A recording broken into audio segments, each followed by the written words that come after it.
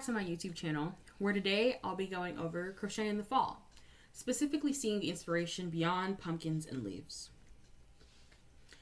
I hope today to teach viewers how to adopt a personalized approach for the fall season as well as beyond. That's right.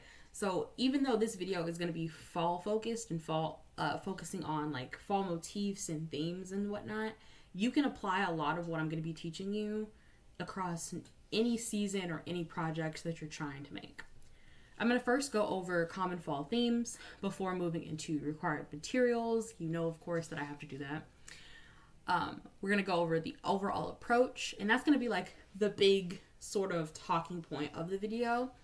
I'm going to go into inspiration and like places where you can get your inspiration before giving you sort of like a mini assignment or a mini list to really help you in practicing what I'm going to teach you today as far as the approach. So when you think of fall, what exactly comes to mind? For me, I think of things like harvest and plants, fall foliage, things of that nature. In fact, nature is, I feel like, a good way to sort of sum that up. I think of concepts like abundance or change, whether that be the physical manifestations. So you have, when the fall season rolls around, the changing of the leaves, they come off the trees. Abundance as it pertains to things like a harvest, but you can also have that mindset wise, it applies a lot because as far as abundance, might be a time where you're celebrating holidays like Thanksgiving, where you can't help but be, feel grateful for the people and the things that you do have in your life. Or the fact that this is the second half of the year where change and shifts in mindset as well as just your life and what's going on for the year start occurring. And then, of course, you have things like comfort and coziness that manifests itself in things like food or overall vibes that might come to the forefront. These are all common fall themes, and I'm sure that one or more of these probably came up for you as well. But I want you to keep that in the forefront of your mind as you're thinking about your projects, because oftentimes for me personally, that's where a lot of the sort of manifestations and like nuggets of inspiration for the projects that I do both seasonally as well as just on a whim come from. Now that we've sort of gotten ourselves in that frame of mind, what do you need for this?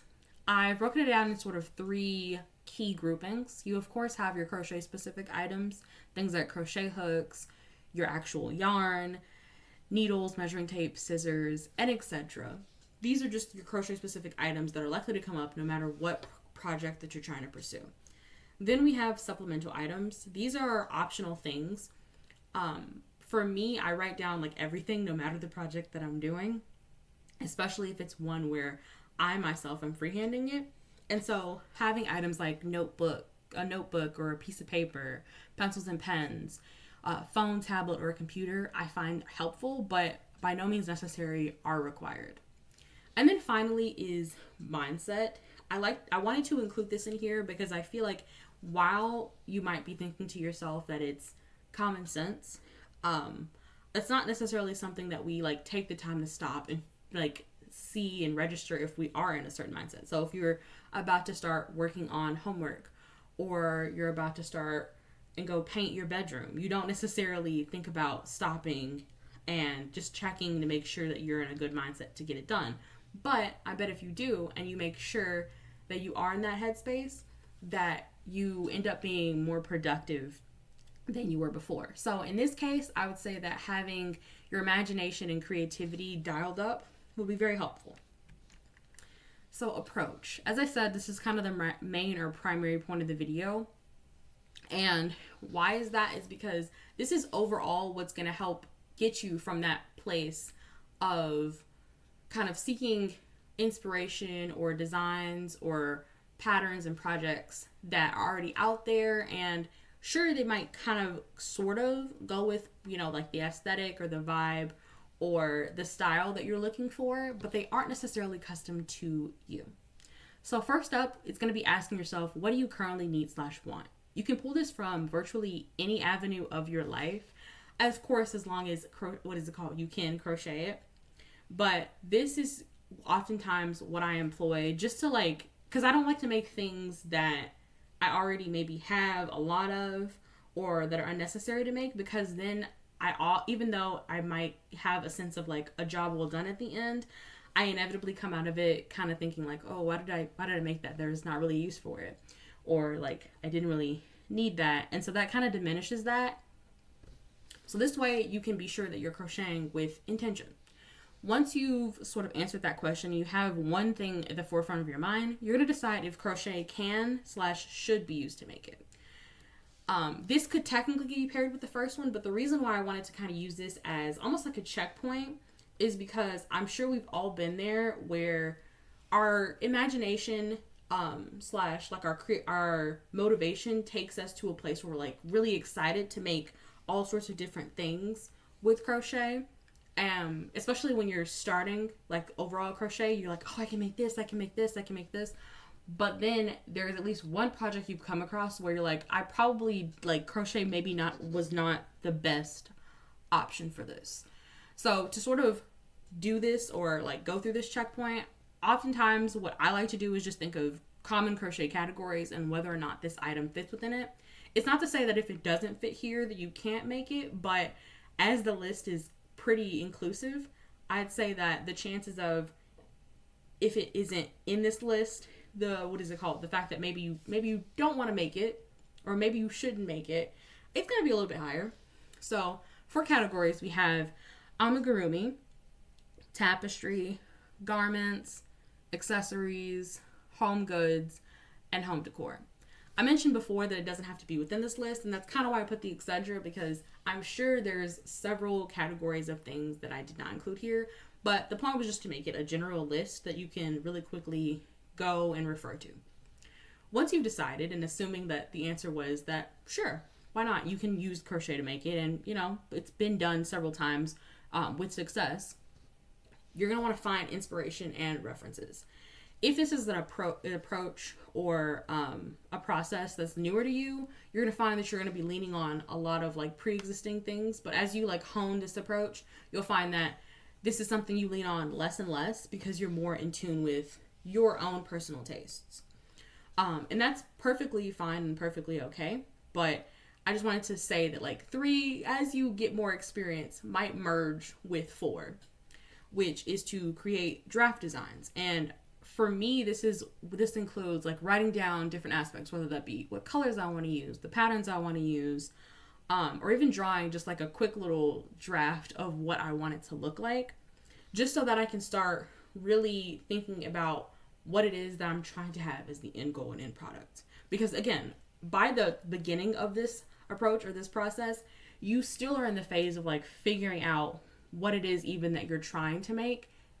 So this is just like, imagine you're starting with like a very fuzzy picture, and as we get closer and closer to the end of our process, the picture is becoming less and less grainy. From there, it's just to make it. Half the battle really is just making it. The first or second time might not necessarily be like your absolute perfection, although sometimes it will be.